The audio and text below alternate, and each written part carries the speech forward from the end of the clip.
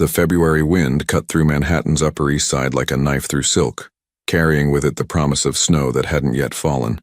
Olivia Barnes pulled her worn pea coat tighter as she hurried down East 72nd Street, her breath forming small clouds in the freezing air.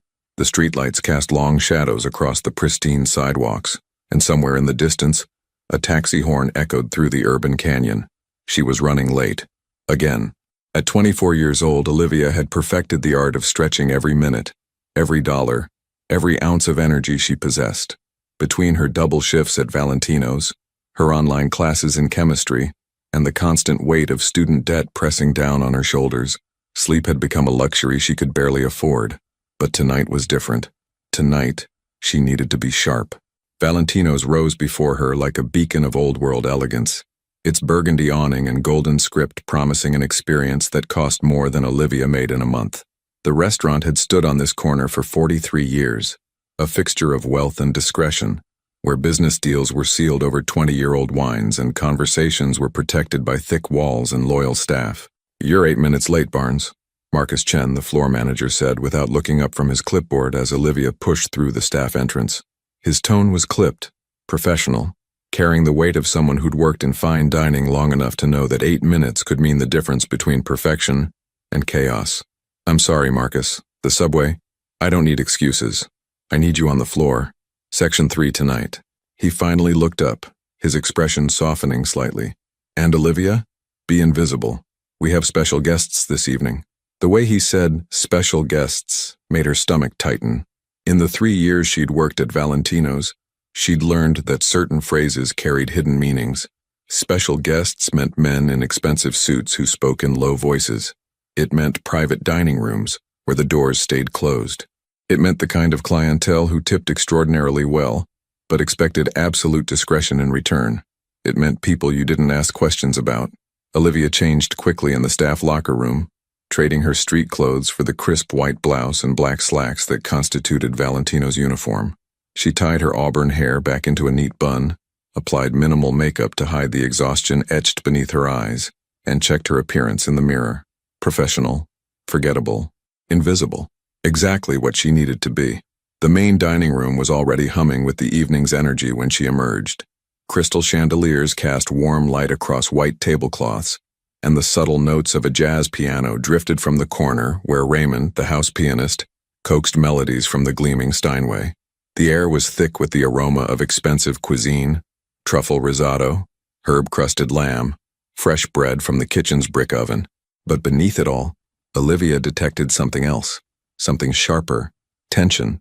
She'd always had an unusually acute sense of smell, a trait her father used to call her superpower during her childhood. Dr. James Barnes had been a toxicologist, a man who'd dedicated his life to understanding the invisible threats that could hide in plain sight. He'd taught her to identify substances by scent alone, turning their weekend afternoons into impromptu chemistry lessons that seemed like games. "The nose knows, Liv," he'd say, holding up vials of various compounds. "Most people go through life only half aware of what surrounds them. But if you pay attention, really pay attention, the world tells you its secrets." That was before the accident. Before she'd found herself alone at 21 with a mountain of debt and dreams of medical school that felt increasingly like fantasy. Before she'd learned that sometimes the world's secrets were better left undiscovered. "Olivia, table 12 needs water," called Sofia Rodriguez, the senior waitress who'd taken Olivia under her wing during those first overwhelming weeks. Sofia was 43, a single mother of 2 who'd been at Valentino's for 15 years. She moved through the dining room with the grace of a dancer anticipating needs before they were spoken. "On it," Olivia replied, grabbing a crystal pitcher from the service station. The evening unfolded with its usual rhythm. Appetizers delivered, wine poured, courses explained in the careful language of upscale dining. Olivia found her stride, slipping into the focused state that made the hours pass more quickly. She was refilling water glasses at table 9 when the front door opened, bringing with it a gust of cold air and an immediate shift in the room's atmosphere. 3 men entered, and conversation seemed to dim around them. The man in the center commanded attention without effort. He was perhaps 40 years old, tall and solid, with iron gray hair swept back from a strong face. His charcoal suit was impeccably tailored, probably custom-made on Savile Row, and his movements carried the confidence of someone accustomed to being obeyed. Michael Rourke. Even Olivia, who made it her business to remain ignorant of such things, knew the name. He was accompanied by two others. The first was younger, maybe 35, with dark hair and the lean build of an athlete. He scanned the room constantly, his eyes missing nothing. A bodyguard or enforcer, Olivia guessed. The second was older, perhaps 50, with silver hair and the kind of face that suggested he smiled rarely and meant it even less. Mr. Rourke, welcome back. Giovanni Ferrara, Valentino's owner, materialized from somewhere in the back, his Italian accent thick with warmth and respect. Your usual table is prepared. Please this way. The private dining room, of course. Olivia busied herself with clearing table 7, trying not to watch as the group disappeared through the mahogany doors at the back of the restaurant, but she felt Marcus's hand on her shoulder. You're serving them tonight, he said quietly. Her stomach dropped. Marcus, I've never worked the private rooms before. Maybe Sophia should. Sophia requested the night off 2 hours ago. Family emergency. His expression was unreadable. You're capable, Olivia. Just remember what I said. Be invisible. See nothing. Hear nothing. Do your job and nothing more. Understood? She nodded, her mouth suddenly dry. The private dining room was a sanctuary of discretion, soundproofed and elegant, with dark wood paneling and oil paintings of Tuscan landscapes. A single table dominated the space, set for 4 with Valentino's finest china and crystal. The men were already seated when Olivia entered with menus and the wine list. Good evening, gentlemen, she said, her voice steady despite the nervous energy coursing through her. My name is Olivia, and I'll be taking care of you this evening. May I start you with something to drink? Michael Rourke looked up at her, and for a moment his blue eyes assessed her with an intensity that made her want to step back. Then he smiled, a practiced expression that didn't quite reach those eyes. The 2005 Brunello di Montalcino, he said, his voice deep and measured. And water. Still not sparkling. Excellent choice, sir. I'll retrieve that immediately. As she turned to leave, she heard the older man speak. Are we certain about tonight, Michael? The terms seem... We'll discuss it when our fourth arrives. Rourke interrupted smoothly. Patience, Vincent. Olivia closed the door behind her, her heart pounding. She didn't want to know what deal they were discussing. Didn't want to be anywhere near whatever business brought men like Michael Rourke to places like this. In the wine cellar, she located the Brunello, a bottle that cost more than her monthly rent, and carefully carried it upstairs along with the water. The sommelier, Thomas, usually handled the private rooms, but he was dealing with a crisis at table 15, so the responsibility fell to her. Back in the private room, a fourth man had arrived. He was younger than the others, perhaps 32, with sharp features and hands that drummed constantly against the table. Nervous energy radiated from him. Ah, the wine, Rourke said as Olivia entered. Marco, this is a 05 Brunello. You'll appreciate it. Marco, the nervous one, barely glanced at her as she presented the bottle for Rourke's approval. Following protocol, she opened it with practiced efficiency, poured a small amount into Rourke's glass for tasting, and waited.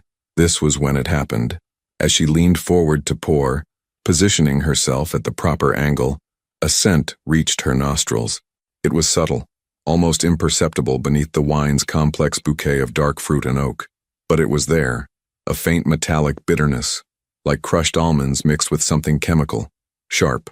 Wrong. Her father's voice echoed in her memory. Cyanide has a distinctive smell, Liv. Bitter almonds. Most people can't detect it, but about 40% of the population has the genetic ability. If you ever smell that in food or drink, trust your instincts. Time seemed to slow. Rourke's hand was reaching for the glass, raising it toward his lips. The others were watching him, waiting for his approval before their own glasses would be poured, and Olivia stood frozen, the bottle still in her hands, her mind racing through impossible calculations. If she said nothing, Michael Rourke would drink, and if her nose was right, if that scent meant what she thought it meant, he would be in serious trouble within minutes. If she spoke up, she'd be accusing someone at this table of tampering with the wine. She'd be inserting herself into something dangerous, something that could follow her home, to her apartment, to her life. But if she did nothing, and a man became seriously ill in front of her, she'd be complicit in something she couldn't live with. The glass was at Rourke's lips. Sir!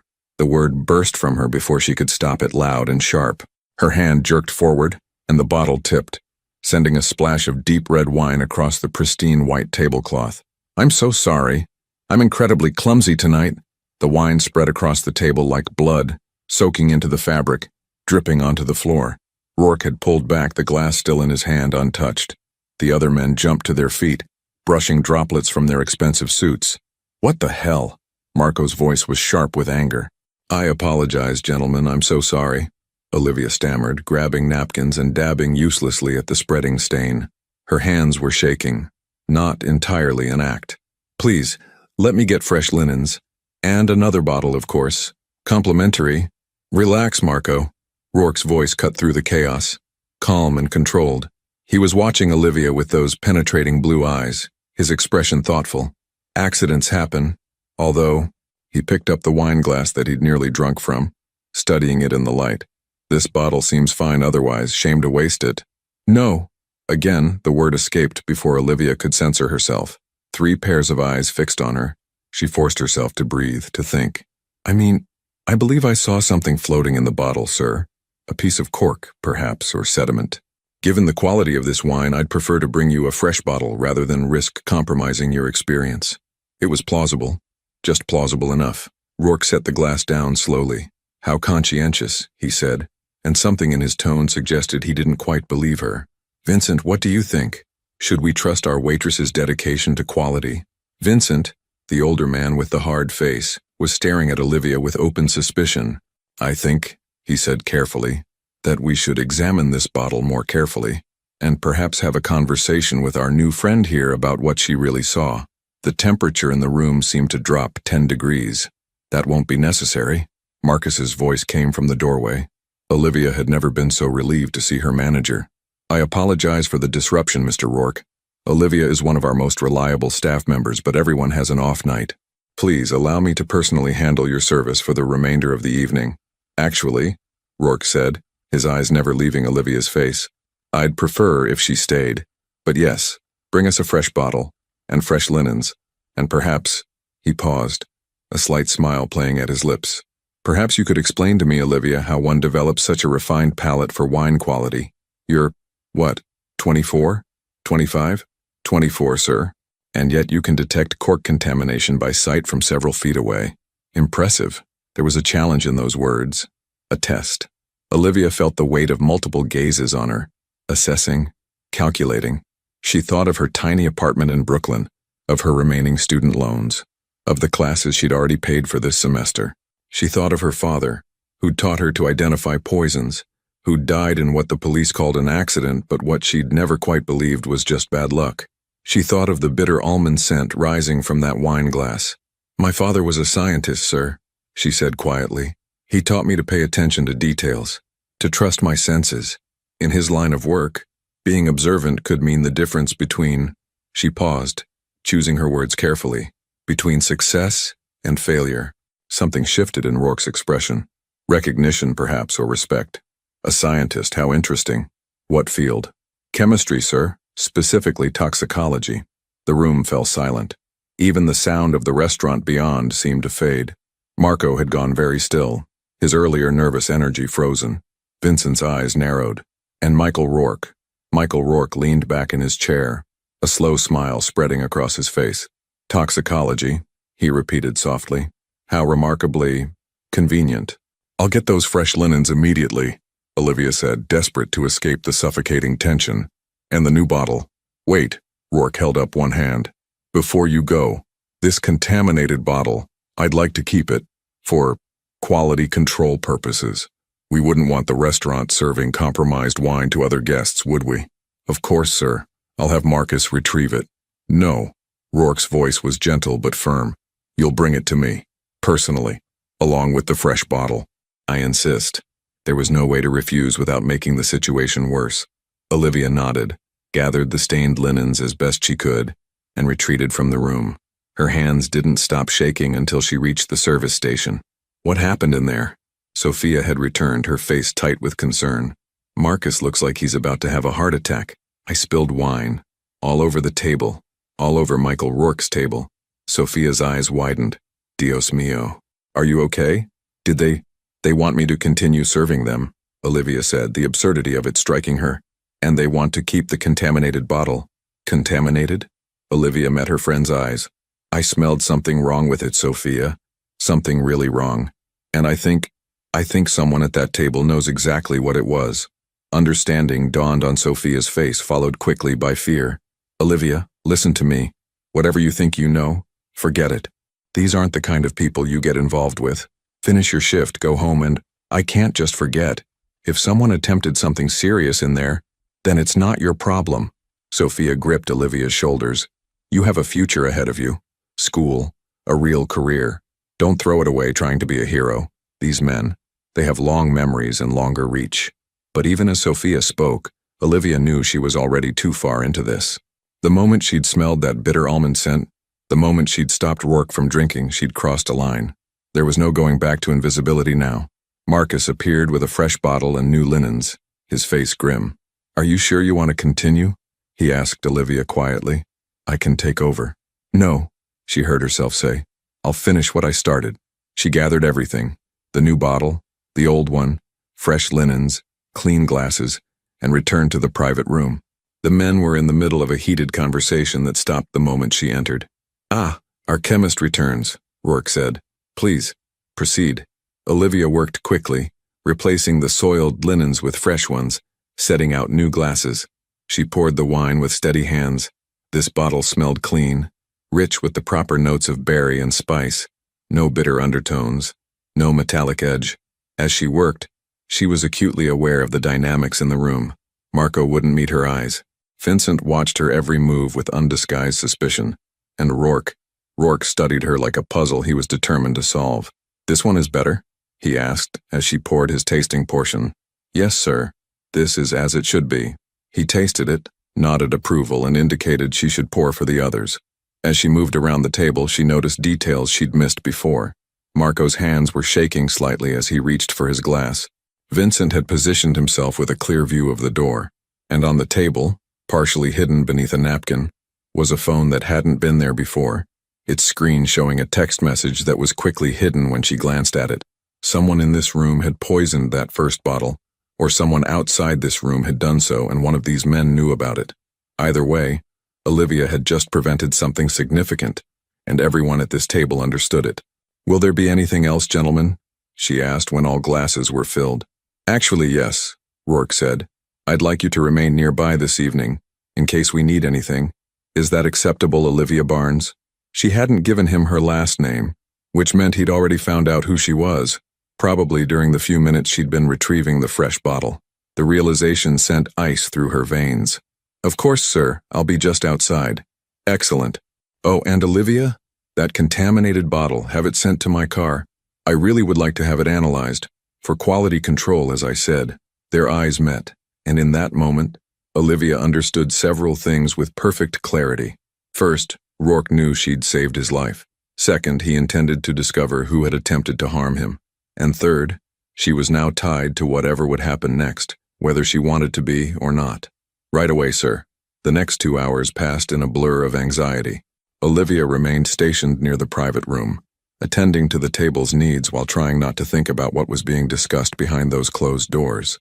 She brought appetizers, carpaccio, burrata, grilled octopus, and cleared plates with mechanical efficiency.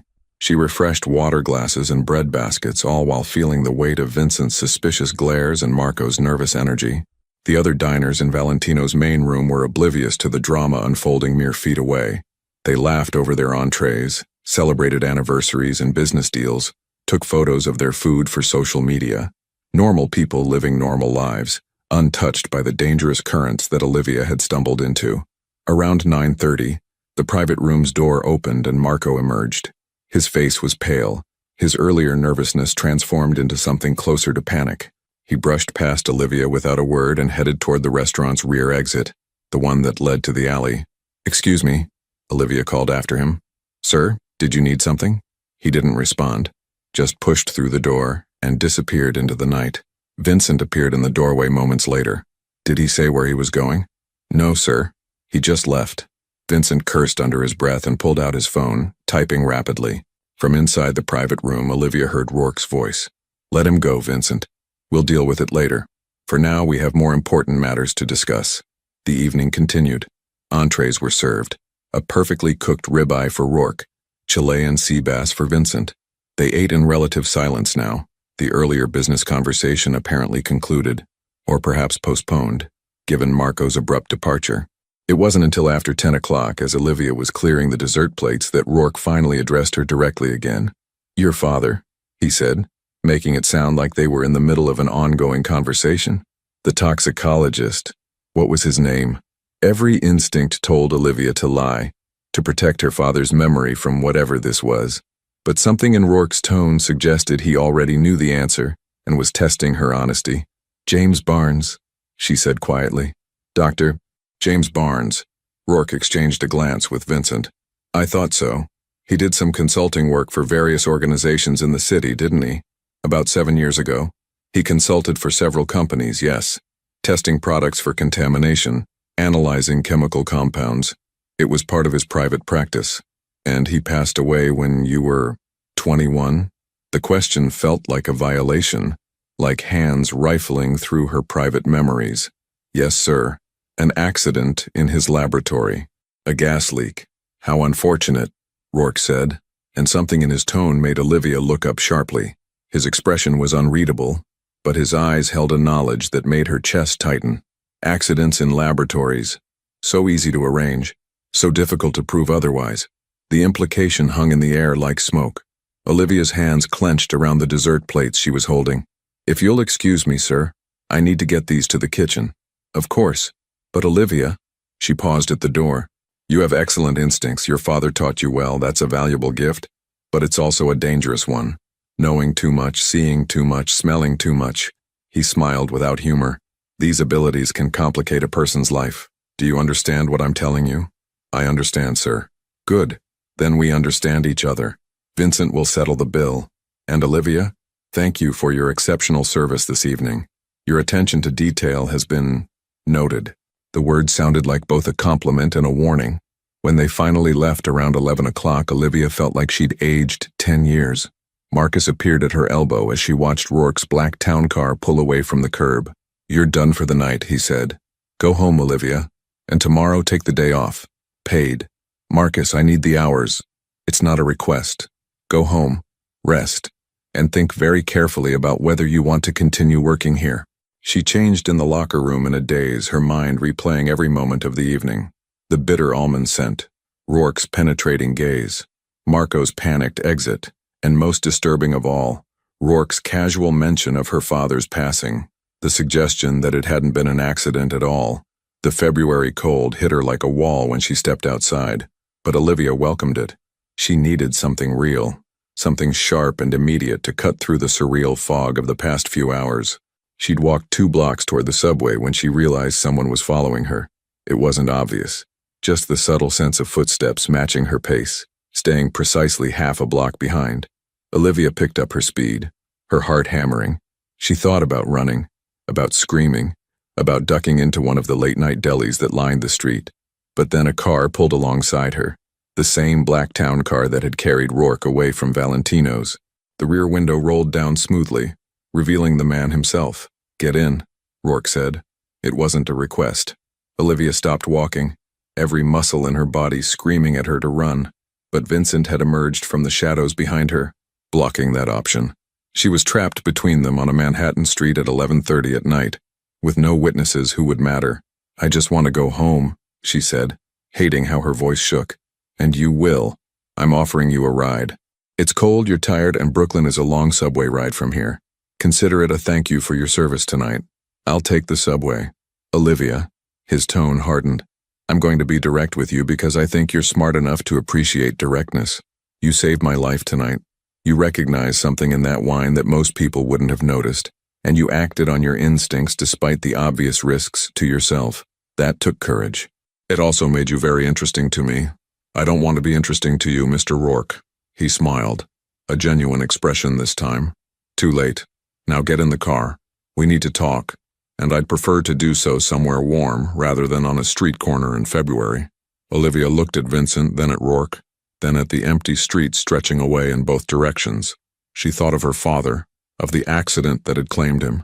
She thought of the life she'd worked so hard to build, the future she'd been fighting for, and she thought of the bitter almond scent, And what would have happened if she'd chosen to be invisible?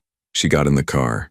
The interior of Michael Rourke's car smelled of leather and expensive cologne, sandalwood mixed with something darker, more complex. Olivia sat rigidly in the plush seat, keeping as much distance as possible between herself and the man who now controlled her immediate future. Vincent had taken the front passenger seat, leaving her alone in the back with Rourke, separated from the driver by a privacy partition that had already been raised. "Where are we going?" she asked, trying to keep her voice steady. "Brooklyn, as promised," Rourke replied, scrolling through something on his phone. "Your address is 247 Prospect Avenue, apartment 3B, correct?" The fact that he knew where she lived sent a chill down her spine. "How did you—" "Olivia, let's establish something right now. I make it my business to know things. It's how I've survived this long in a world where information is currency and ignorance is fatal." He looked up from his phone, his blue eyes reflecting the passing streetlights. "You impressed me tonight. Not just with your keen senses, but with your quick thinking under pressure. Those are rare qualities. I just didn't want anyone to get hurt." "Yes. And that's what makes you different. Most people in your position would have looked the other way. Self-preservation is a powerful instinct." He pocketed his phone and turned to face her fully. "But you couldn't do that, could you? Because your father taught you something more important than self-preservation. He taught you to pay attention, to care about consequences." "Don't talk about my father," Olivia said, surprised by the edge in her own voice. "Why not? He was a remarkable man. Dr. James Barnes, one of the finest toxicologists in the city. He consulted for hospitals, pharmaceutical companies, law enforcement. He had a gift for identifying chemical compounds that others missed." Rourke paused. "Much like his daughter." The car turned onto FDR Drive, heading south toward the Brooklyn Bridge. The East River stretched black and infinite beside them, dotted with lights from passing barges. Olivia watched the water, trying to organize her racing thoughts. "7 years ago," Rourke continued, "your father was hired to analyze some samples for a manufacturing company in Queens. Routine quality control, or so he thought. But he discovered something irregular, trace elements that shouldn't have been there, contamination that seemed deliberate rather than accidental." Olivia's hands clenched in her lap. "How do you know about that?" "Because the company he was investigating had certain connections to people I knew. Your father was thorough, honest, and unfortunately for him, incorruptible. He planned to report his findings to the authorities." Rourke's expression was unreadable.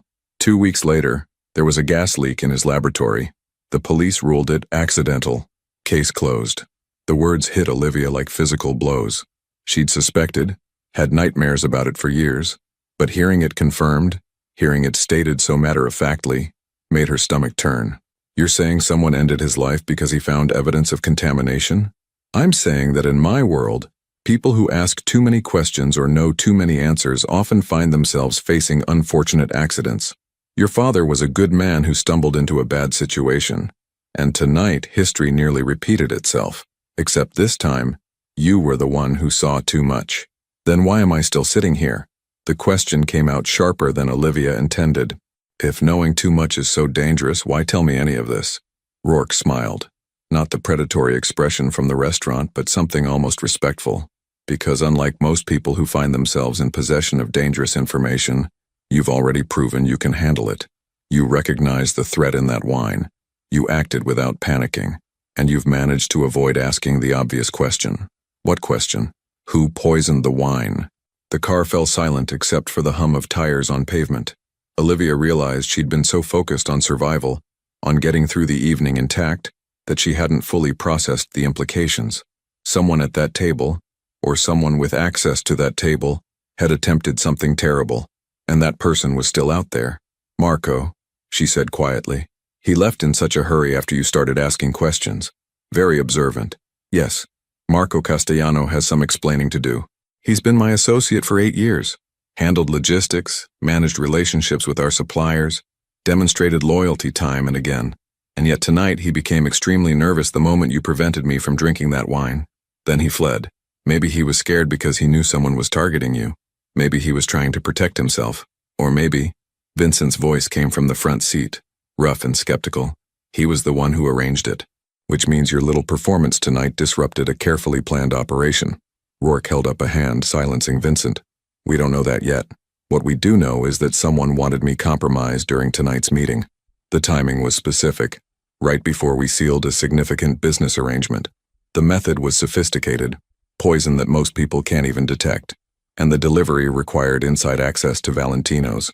The car crossed the Brooklyn Bridge, the Manhattan skyline receding behind them like a photograph.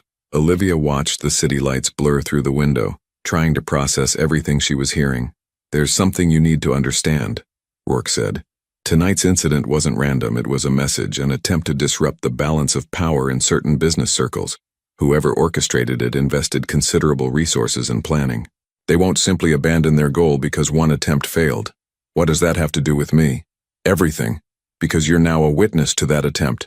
More than that, you're the person who prevented it. Which means, the people behind this have to make a decision about you. Are you a threat they need to eliminate? A loose end they need to tie up? Or are you simply a waitress who got lucky?"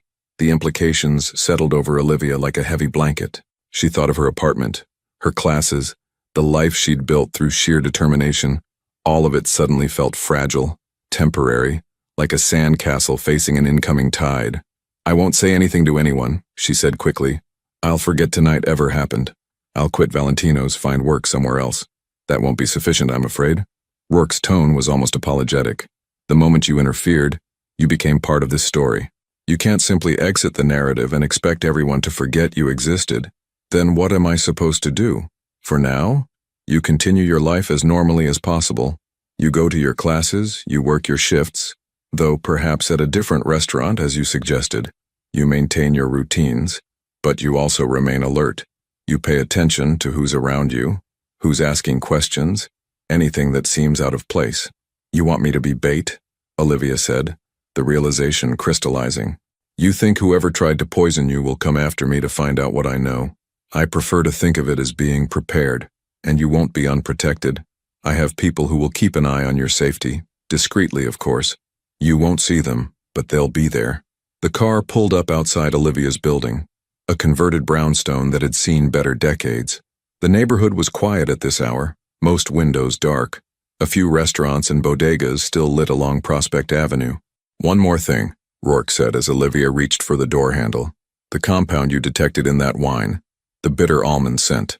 Where did you learn to identify it?" Olivia hesitated, then decided honesty was her best strategy. "My father. He used to quiz me on different chemical signatures.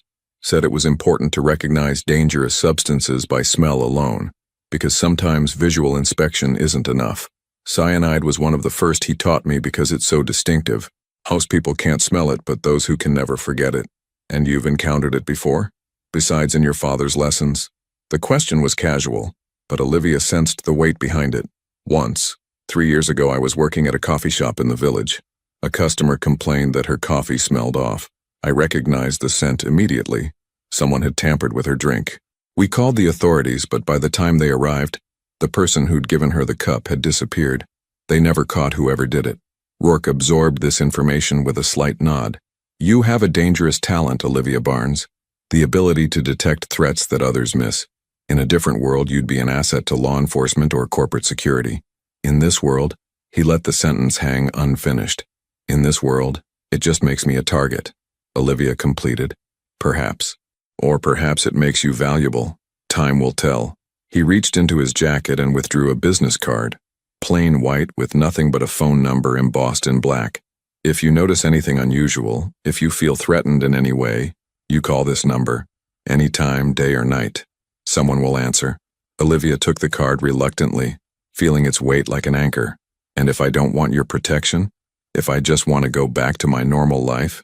Then I wish you luck." "But Olivia?" He waited until she met his eyes. "Normal ended the moment you smelled bitter almonds in that wine. The question now isn't whether you're involved. It's how you choose to navigate that involvement. Wisely, I hope." Vincent opened her door from outside, a clear dismissal. Olivia stepped out into the February cold, clutching her bag and the business card that felt like a contract written in invisible ink. She watched the car pull away, its taillights disappearing around the corner. Then she climbed the steps to her building, unlocked the outer door with shaking hands, and trudged up 3 flights of stairs to her apartment. The space was small, a studio with a kitchen alcove and a bathroom barely large enough for its fixtures, but it was hers. She'd furnished it with thrift store finds and IKEA basics, decorated it with photographs and her father's old periodic table poster. It was supposed to be her sanctuary, her safe place. Tonight, it felt like a cage. Olivia dropped her bag, kicked off her shoes, and collapsed onto her second-hand couch. The events of the evening replayed in her mind like a film stuck on loop. The scent of the poison, Rourke's penetrating gaze, Marco's panicked exit, the revelation about her father's work and what had really happened 7 years ago. Her phone buzzed. A text from Sophia. "Are you okay? What happened after they left?" Olivia stared at the message, trying to decide how to respond. What could she say? That she'd been driven home by the man whose life she'd saved. That she was now apparently entangled in some kind of business conflict that she didn't understand and didn't want any part of. She typed back, "I'm fine. Long night. Talk tomorrow?" The response came immediately. "Yes. Be careful, Liv. Please." Olivia set her phone aside and walked to her small window, looking out over the quiet street below. A car was parked across the street. Dark sedan, tinted windows. She watched it for several minutes, waiting for movement, but it remained still. Was that one of Rourke's people watching over her? Or was it someone else, someone with different intentions? She pulled the curtains closed and tried to shake off the paranoia. But as she prepared for bed, going through her nightly routine with mechanical motions, Olivia couldn't stop thinking about her father, about the work he'd done, the evidence he'd found, the accident that had claimed him. She'd been 21, finishing her junior year of college, planning to follow him into chemistry. The authorities had called it a tragic mishap, a faulty valve, a gas leak, a laboratory accident that could have happened to anyone. Her father's colleagues had expressed sympathy. The university had held a memorial service, and Olivia had been left with student loans, grief, and a gnawing suspicion that something wasn't right. But she'd been young, overwhelmed, and alone. She'd pushed those suspicions aside, convinced herself that tragedy was often random and senseless. She'd left school, taken whatever job she could find, and tried to survive. Now, 7 years later, Michael Rourke had confirmed what she'd feared all along. Her father had been eliminated because he knew too much. And tonight, Olivia had walked the same path, seeing something she wasn't supposed to see, knowing something that made her dangerous. Sleep came fitfully, filled with dreams of bitter almonds and her father's voice explaining chemical compounds.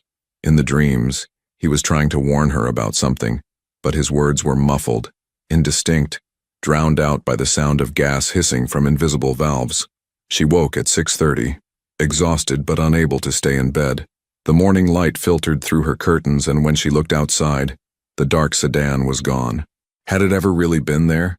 Or had exhaustion and stress made her imagine things? Her phone showed 3 missed calls from a number she didn't recognize. No voicemails, just the calls themselves, spaced about an hour apart, starting at 4 in the morning. Olivia's hands shook as she checked her other messages. One from Marcus. "Take care of yourself. Your paycheck will be direct deposited as usual." One from her chemistry professor. "Reminder, exam next Tuesday. Study group meeting Sunday if you need it." And one from an unknown number. "We need to talk. Meet me at Prospect Park, Grand Army Plaza entrance, 9 a.m. Come alone.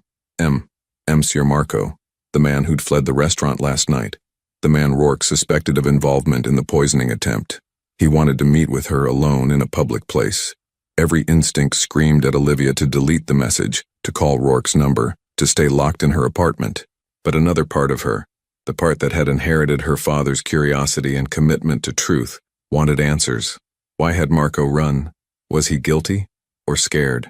Had he tried to harm Rourke, or had he discovered who did and panicked? She had 2 hours to decide. Olivia showered, made coffee, tried to eat toast that tasted like cardboard. She pulled out the business card Rourke had given her, studied the embossed number. All she had to do was call, tell them about Marco's message. Let Rourke's people handle it.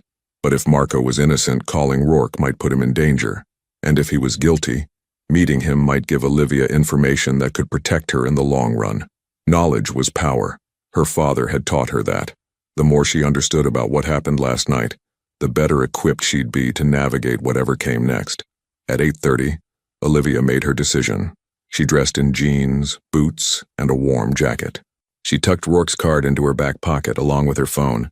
She left a note on her counter just in case something went wrong, explaining where she'd gone and who she was meeting. Then she headed to Prospect Park, Grand Army Plaza was crowded even on a Saturday morning. Joggers circling the fountain, families heading to the park, vendors setting up their carts. The massive arch dominated the space, a monument to soldiers and victories from another era. Olivia positioned herself near the entrance, trying to look casual while scanning the crowd for Marco's face. He appeared at 9 o'clock exactly, emerging from behind a hot dog cart. He looked terrible, his expensive suit from last night replaced with jeans and a wrinkled shirt, his face haggard with exhaustion and stress. His eyes darted around constantly, checking for threats or witnesses. "Olivia," he said, his voice hoarse. "Thank you for coming. I wasn't sure you would. I almost didn't. Why did you want to meet? Because you saved Michael's life last night, and that means you're in danger. Serious danger." He gestured toward the park paths. "Walk with me. I need to make sure no one's following." They entered the park, joining the flow of pedestrians on the main path. Trees stretched overhead, their bare branches reaching toward the gray February sky. In the distance, Olivia could hear children playing, dogs barking, the normal sounds of a weekend morning that felt surreal given the circumstances. "I didn't poison that wine," Marco said abruptly. "I need you to know that first. I would never hurt Michael. He gave me opportunities when no one else would, trusted me when I had nothing. Whatever else I am, I'm not a traitor." "Then why did you run?" "Because I recognized the setup, the timing, the method, the whole situation. It was designed to make me look guilty. And I knew that once Michael started investigating, every moment I hesitated would look like confirmation of my guilt." Olivia studied his face, trying to read the truth in his expression. "If you didn't do it, who did? That's the question, isn't it?" Marco's laugh was bitter. "Michael has built a successful organization over 20 years. He's made alliances, established territories, created systems that keep things stable. But stability creates resentment. There are people who think they deserve what he has, people who want to see his empire fractured so they can claim the pieces. You're talking about rivals, other organizations. Not just rivals, competitors within his own structure, people who smile at meetings but sharpen knives in private." He stopped walking, turned to face her directly. "The wine was tampered with after it left the cellar. I watched the service staff prepare that table. Everything was clean, everything was proper. But between the time the bottle was selected and when you brought it to the table, someone had access." "Who? The staff? Other guests? Could be anyone. Valentino's has a dozen employees working any given night. Some have been there for years. Others are new. Any one of them could have been bribed or threatened into cooperation." Marco's hands clenched and unclenched nervously. "But here's what's really bothering me, the poison itself. Cyanide isn't easy to obtain. It requires connections, expertise, and most importantly, someone who knows their target well enough to understand what method would be effective." "Someone close to Rourke," Olivia said, the implication chilling. "Exactly, which is why I ran. Because if someone in Michael's inner circle is compromised, then nowhere near him is safe. Not for me and definitely not for you." They walked in silence for a moment, passing a playground where children swung and climbed, oblivious to the darker world being discussed nearby. "There's something else you need to know," Marco said quietly. "Your father, Dr. James Barnes. Michael told you about the consulting work he did, right? About the contamination he found?" Olivia's chest tightened. "He said my father discovered evidence of deliberate tampering, that it got him eliminated." "That's true. But what Michael probably didn't tell you is who your father was working for when he made that discovery. The company that hired him, the one with certain connections, it was a front operation. The contamination he found, it was in chemical shipments being processed through Queens and distributed to various locations. Your father had stumbled onto a major supply chain issue." "Supply chain for what?" Marco's expression turned grim. "Materials that certain organizations needed for their operations. Your father's discovery threatened to expose not just one company, but an entire network. That's why the response was so definitive. He didn't just threaten one person's interests, he threatened the interests of multiple powerful groups." The revelation made Olivia's stomach turn. Her father hadn't just been eliminated by one organization covering its tracks. He'd been eliminated because he'd accidentally uncovered something much bigger, something that required cooperation between multiple groups to hide. "And now history is repeating," she said softly. "Someone tried to poison Rourke, and I saw it happen, which means I'm a threat to whoever planned it. Worse than that, you're a witness who can identify chemical compounds. You have the same skills your father had, the same ability to see what others miss. To certain people, that makes you an ongoing liability. They won't just worry about what you saw last night. They'll worry about what else you might detect in the future. A jogger passed them, headphones in, completely absorbed in his music. Olivia envied his oblivious world where the morning's biggest concern was probably his pace or distance. "What am I supposed to do?" she asked Marco. "Rourke wants me to continue my normal life and stay alert. You're telling me that makes me a target. I can't just disappear. I have school, bills, responsibilities." "I know. That's why I wanted to meet, to warn you, but also to offer help." Marco pulled out his phone, typed something quickly, then showed her the screen. It displayed an address in Red Hook. "This is a safe location, a place where you can go if things get dangerous. No one knows about it except me. Not Michael, not Vincent, not anyone in the organization. If you ever feel threatened, if you even suspect someone's watching you, you go there. Understand?" Olivia memorized the address, committed it to memory with the same intensity her father had taught her to remember chemical formulas. "Why are you helping me?" "Because your father was a good man who got caught in something he didn't deserve. And because last night, you saved Michael without thinking about the consequences to yourself. That kind of instinctive decency is rare. I'd like to see it survive." He started to walk away, then paused. "One more thing. Be careful who you trust. Michael is a complicated man, honorable in his own way, but his world has different rules than yours. Vincent is loyal to Michael above everything else, which makes him dangerous to anyone he perceives as a threat. And there are others in the organization, people you haven't met yet, who will see you as either an asset to exploit or a problem to solve. What about you? Should I trust you?" Marco's smile was sad. "I don't know. I'm still trying to figure that out myself. But I do know this. We both stumbled into something bigger than either of us understood. Maybe if we watch out for each other, we'll survive it." He disappeared into the crowd before Olivia could respond, leaving her standing alone on the path with more questions than answers. She pulled out her phone, considered calling Rourke's number to report the meeting, then decided against it. Knowledge was power, and right now the address Marco had given her was information that might save her life. Sharing it immediately would diminish its value. Instead, she called Sophia. "Liv, thank God. I've been worried sick. Are you okay?" "I'm fine. Can you meet me? I need to talk to someone who's not—" Olivia struggled for the right words. "Someone who's not part of this situation." They arranged to meet at a diner in Park Slope, neutral territory where Olivia could decompress. As she walked there, she noticed a familiar dark sedan parked 2 blocks from the park entrance. Same model as the one from last night or a different one? She couldn't tell. The diner was warm and crowded, filled with the comforting smells of coffee and breakfast foods. Sophia was already there, occupying a corner booth with a pot of coffee and worried eyes. "Tell me everything," Sophia said, as Olivia slid into the seat across from her. And Olivia did, most of it anyway. She explained about the wine, about recognizing the poison, about Rourke's reaction and the car ride home. She left out some details, the more dangerous revelations about her father and the safe house address, but she shared enough to help Sophia understand the situation. "Dios mío," Sophia breathed when Olivia finished. "Liv, you need to go to the police. This is way beyond anything you should be handling alone. And tell them what? That I prevented someone from drinking poisoned wine at a private dinner? That a man gave me his business card and offered protection? I don't have evidence, Sophia.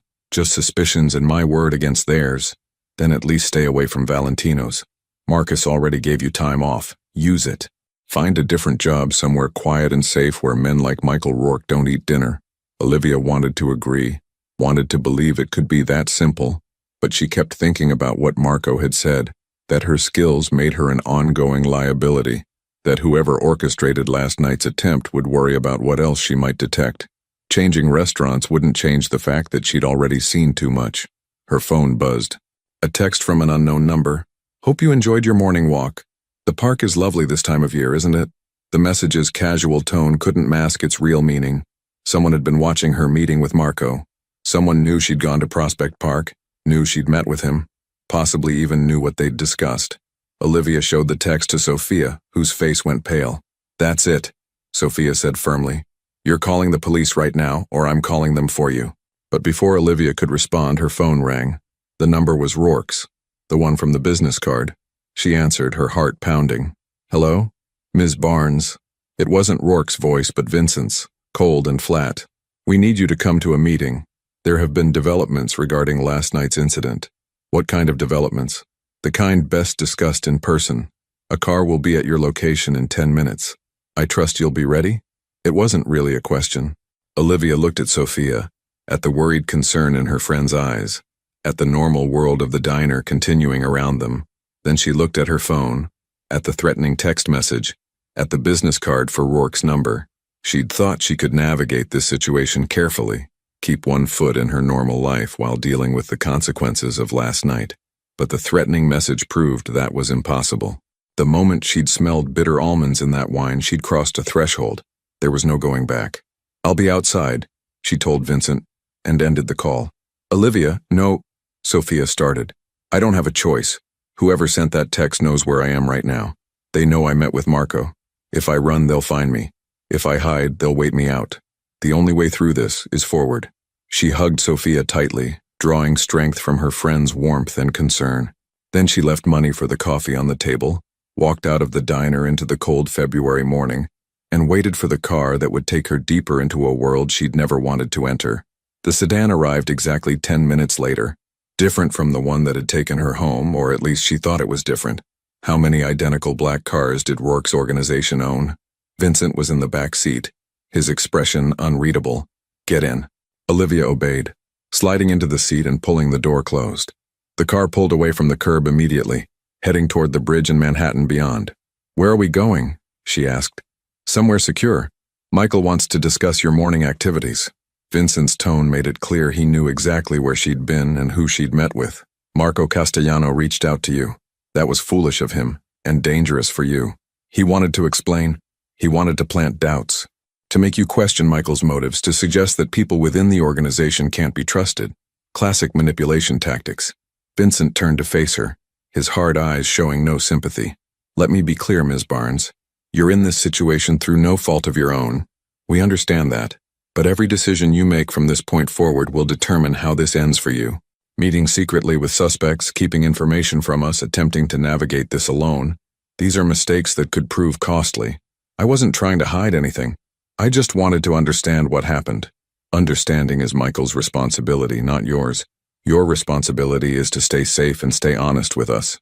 Can you do that?" Olivia nodded, though she wasn't sure she believed it herself. How could she stay honest when the situation demanded constant calculation, when every conversation felt like walking through a minefield?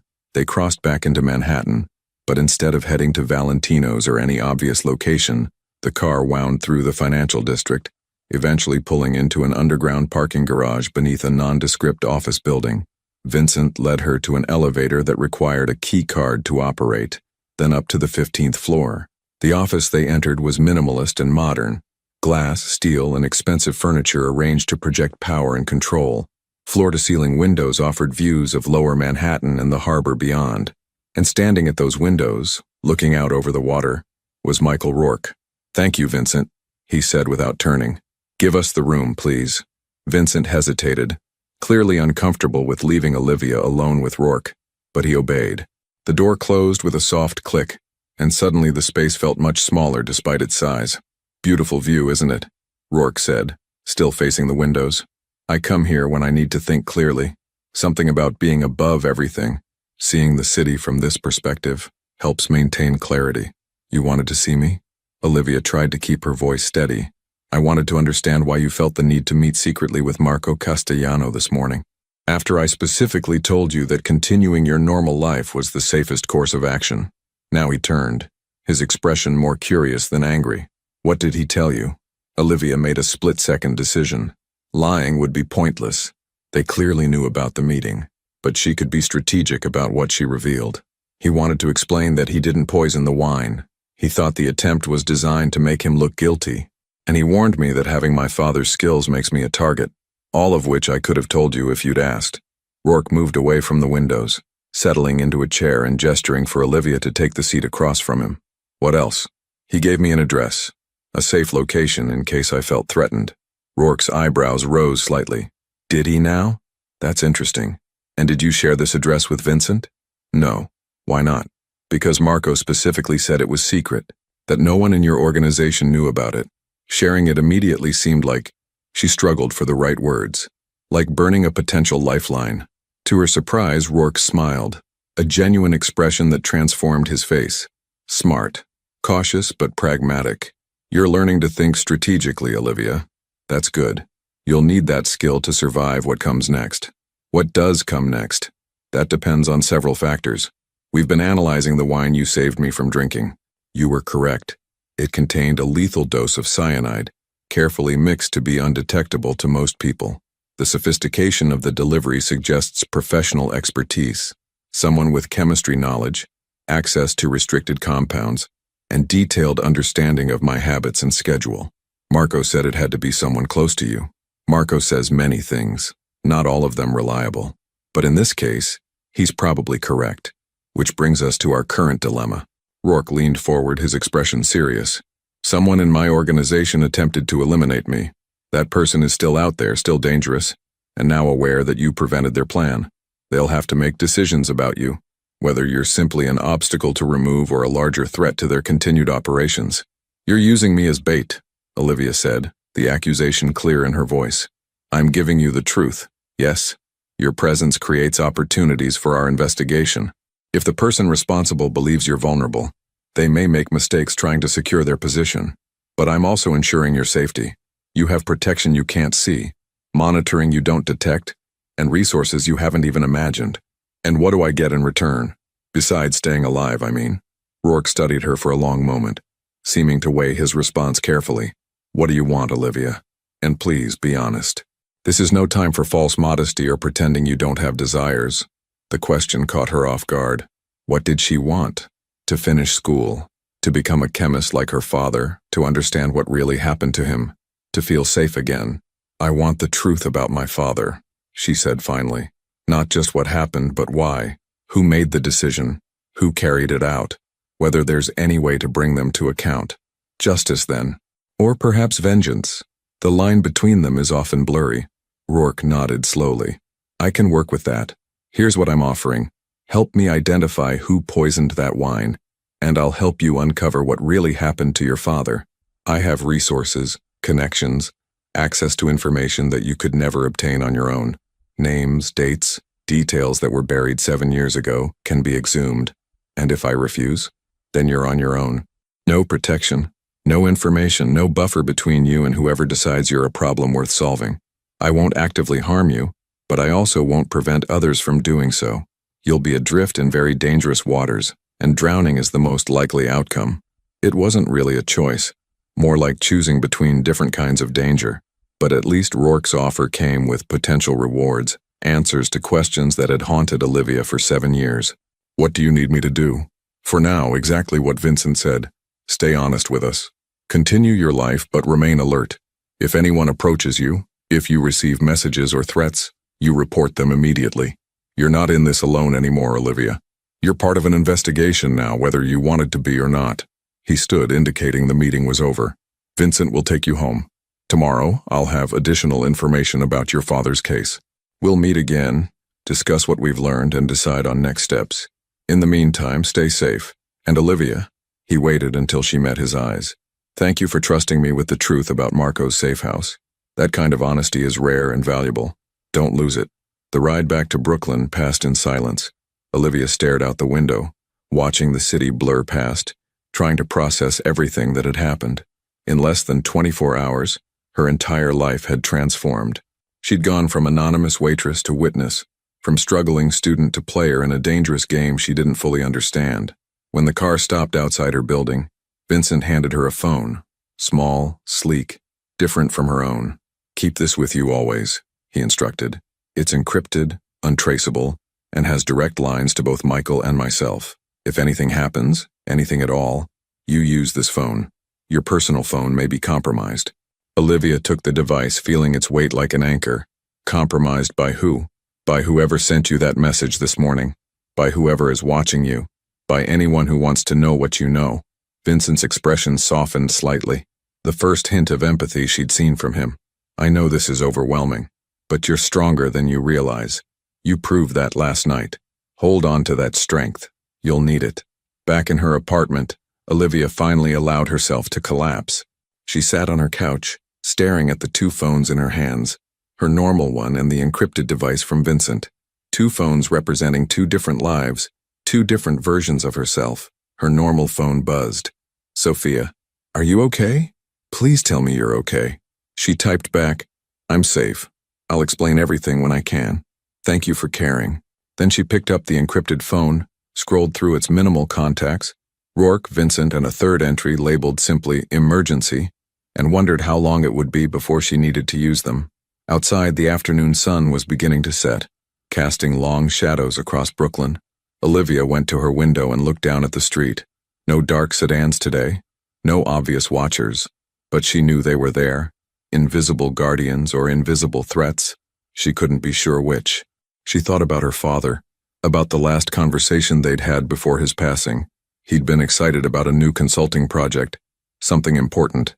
She'd been too focused on her own college stress to pay attention to the details. What had he said? Something about contamination in shipping manifests, about trace elements that didn't match specifications. He'd known something was wrong. He'd told her he was going to report it, and 2 weeks later, he was gone. Now Olivia understood what he'd faced, the weight of dangerous knowledge, the impossible choice between silence and truth. He'd chosen truth, and it had cost him everything. What would she choose? Safety or justice? Invisibility or involvement? The encrypted phone buzzed. A message from Rourke. "Get some rest. Tomorrow we start finding answers. Both of us deserve them." Olivia set both phones aside, drew her curtains, and tried to find some semblance of normalcy in her evening routine. But as she prepared for bed, she couldn't shake the feeling that she was standing at a crossroads, and the path she chose now would determine not just her immediate future, but the entire trajectory of her life. She fell asleep thinking about bitter almonds and her father's voice, about Michael Rourke's penetrating gaze and Marco's warning, about Vincent's hard pragmatism and the mysterious person who'd sent that threatening text. Tomorrow would bring answers, or more questions, or dangers she couldn't yet imagine. But tonight, at least, she was still alive, still fighting, still searching for truth in a world built on secrets. And somehow, that would have to be enough. Sunday morning arrived with unexpected snow, fat flakes drifting past Olivia's window, transforming Brooklyn into something clean and quiet. She'd barely slept, her mind replaying everything Rourke had told her, every warning Marco had given, every implication Vincent had made. The encrypted phone buzzed at 8 o'clock sharp. A message from Rourke. "Car arriving in 1 hour. Dress warmly. We have much to discuss." Olivia showered quickly, chose jeans and a sweater, and was waiting outside when the familiar black sedan pulled up. This time Rourke himself sat in the back seat. "Good morning," he said as she climbed in. "I hope you managed some rest." "Not much. Where are we going?" "Somewhere we won't be disturbed." "I've been reviewing documents related to your father's case. What I've found is troubling." They drove to a warehouse in Red Hook, converted into high-end office space, secure and private. Inside, Rourke had assembled a conference room with files spread across a long table. Olivia recognized her father's handwriting on some of the documents. "These are his original reports," Rourke explained, "from the consulting work he did 7 years ago. The contamination he discovered wasn't accidental, it was systematic. Someone was deliberately adulterating chemical shipments, and your father documented everything." Olivia's hands trembled as she picked up one of her father's reports. His precise notes, his careful observations, his commitment to truth, all leading to his final days. "Who ordered the contamination?" she asked. "That's what we're going to find out. But Olivia, you need to understand. Learning this truth means accepting certain responsibilities. Once you know names, once you understand the full scope of what happened, you'll be in even more danger than you are now." "I don't care. I need to know." Rourke studied her face, seeming to measure her resolve. "Very well. But first we need to address last night's incident. The wine analysis revealed something interesting. The poison was prepared recently, within days of the attempt. Whoever did this planned it specifically for that dinner, which means they had advanced knowledge of the meeting." "Someone close to you," Olivia said, echoing Marco's words. "Yes, and that narrows our suspects considerably. I've initiated an internal review, quietly examining everyone who had access to that information. It's delicate work. One wrong move, and the guilty party disappears before we can identify them." Vincent entered with coffee and pastries, setting them on the table.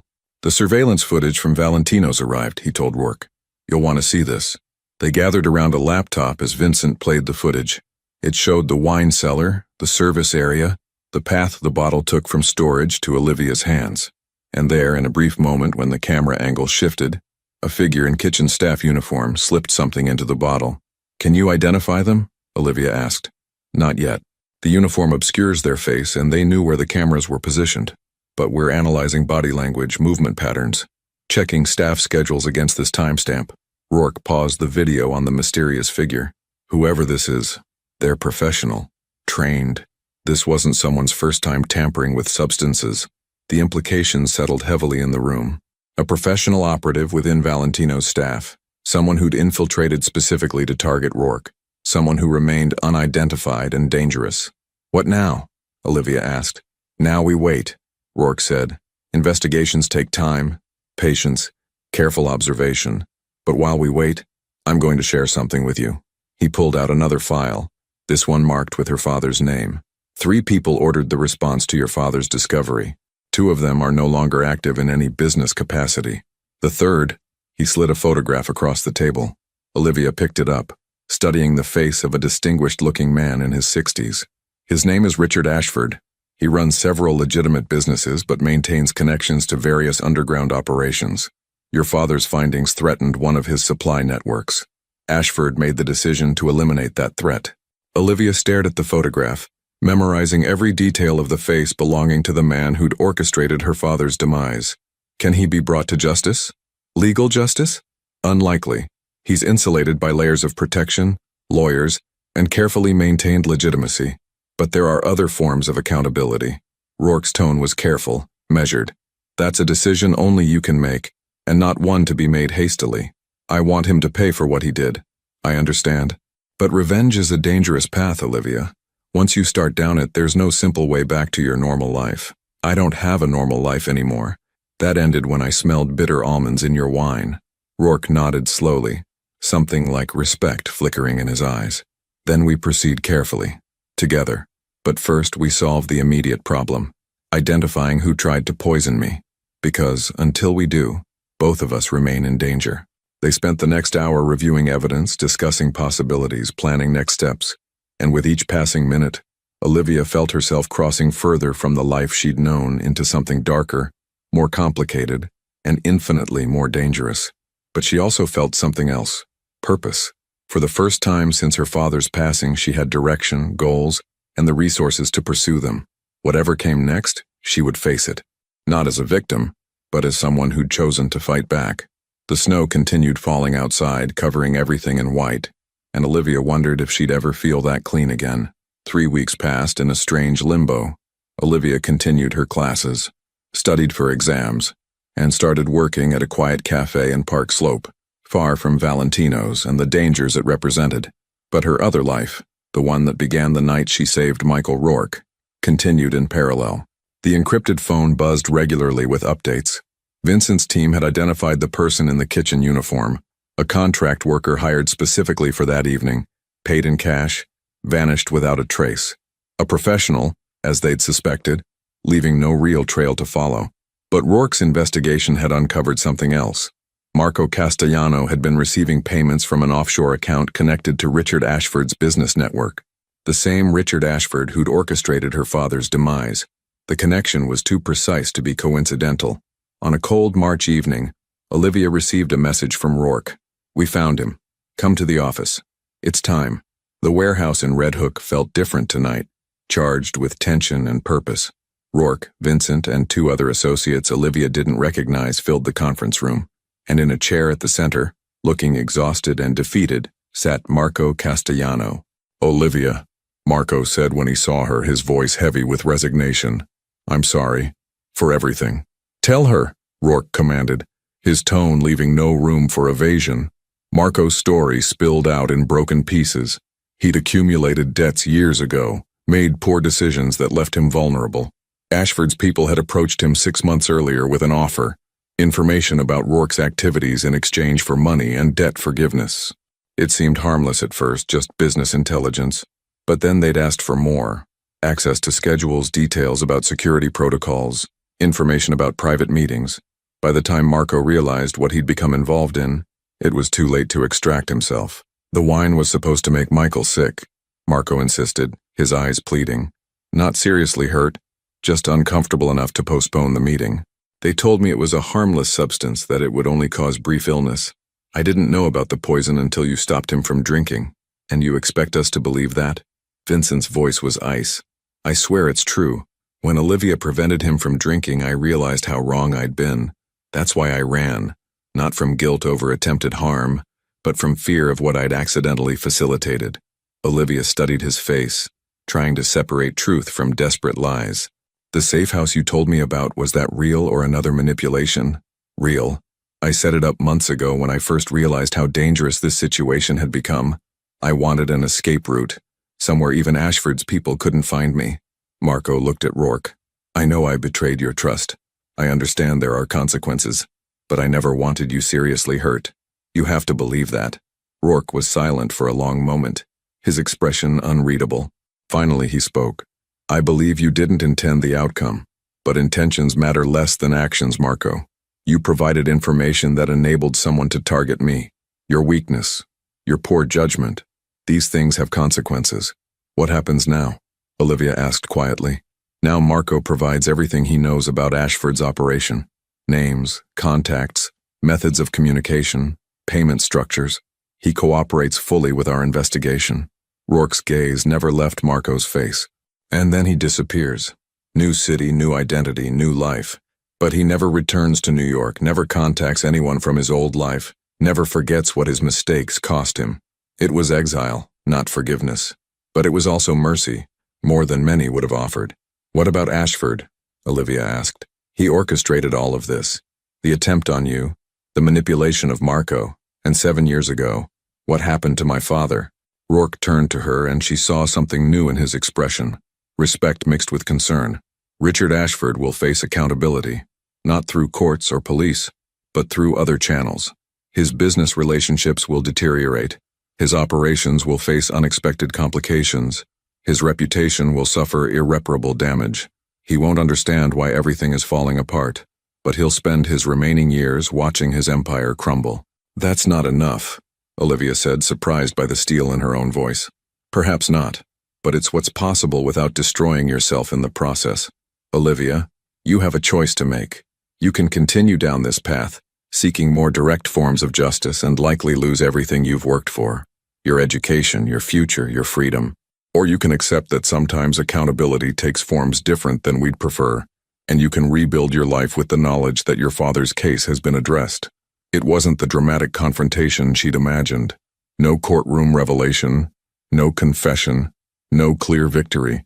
Just the messy reality of a world where justice was complicated and revenge carried too high a price. I want to move forward, Olivia said finally, but I also want to finish my degree. Become the chemist my father wanted me to be. I want to use these skills he taught me for something meaningful. Then that's what you'll do. Rourke pulled out an envelope, slid it across the table. Inside is information about a scholarship fund, established in your father's name, fully funded, covering your remaining education expenses. Also, contact information for several research laboratories that would be interested in your particular talents. Legitimate opportunities, no strings attached. Olivia opened the envelope with trembling hands, saw the official documents, the scholarship letter, the research positions, a path forward, purchased with the currency of dangerous knowledge and uncomfortable compromises. Why? She asked. Why help me like this? Because you saved my life without hesitation. Because you have integrity in a world that usually punishes such things. And because your father deserved better than what happened to him.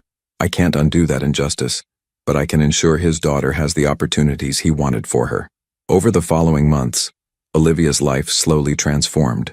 She finished her degree with honors, her father's scholarship eliminating the financial pressure that had defined her existence.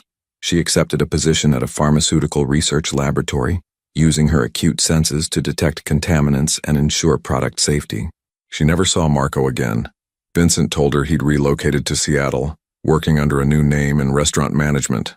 A quiet life far from the dangers of his past. Richard Ashford's business empire did indeed crumble, though the news reports attributed it to market forces and poor management decisions. Only Olivia knew the real cause, and she found surprising peace in that knowledge. She kept the encrypted phone, though it rarely buzzed anymore. Occasionally, Rourke would send brief messages, checking on her progress, sharing news about the investigation's aftermath, maintaining a connection that neither of them quite wanted to sever. On the anniversary of that February night at Valentino's, Olivia visited her father's grave. She brought flowers and a copy of her research publication, work on detecting chemical adulterants in pharmaceutical compounds. "I found the truth, Dad," she said quietly. "It wasn't the justice we deserved, but it was something. And I'm using what you taught me to make sure others don't face what you did. I hope that's enough." The wind carried her words away, and Olivia allowed herself to believe he'd heard them. She'd learned that survival sometimes meant accepting imperfect victories, that justice took many forms, not all of them satisfying, that the price of involvement in dangerous worlds was measured in compromises and complicated choices. But she'd also learned she was stronger than she'd ever imagined, that her father's legacy lived on through her work, and that even in darkness, there were people willing to show unexpected honor. As she walked away from the cemetery, Olivia's regular phone buzzed. Sophia inviting her to dinner, her study group confirming their meeting time, her lab supervisor praising her latest analysis. Normal life, rebuilt on foundations of extraordinary experience. She glanced back once at her father's headstone, then forward toward the future she'd fought to claim. The scent of bitter almonds would always remind her of the night everything changed, but now it also reminded her of her own strength, her capacity for survival, and the power of choosing to act when silence would have been easier. Olivia Barnes had breathed in danger and exhaled determination, and somehow, against all odds, she'd survived to tell the story.